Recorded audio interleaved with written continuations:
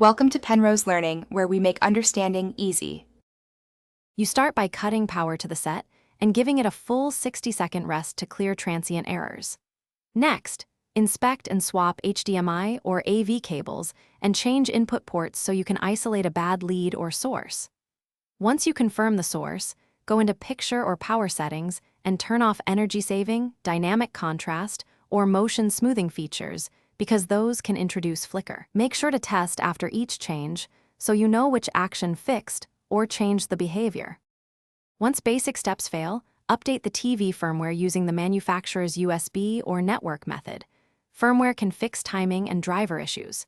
Then test every source device independently, streaming stick, cable box, game console, and built-in apps, to determine if the flicker is source-specific. Also try a different wall outlet or a power conditioner because inconsistent mains voltage or grounding can cause intermittent flicker. If a specific input flickers, toggle refresh rate or resolution on that device to match the panel's supported settings.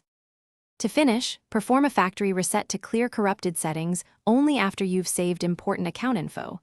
This often resolves software-caused flicker. If the problem persists, document when and how the flicker occurs and record a short video.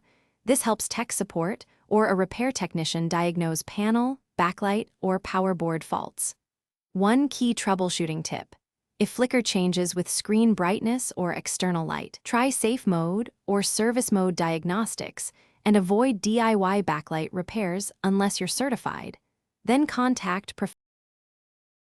Thanks for watching. If this was helpful, leave a like and consider subscribing. See you next time.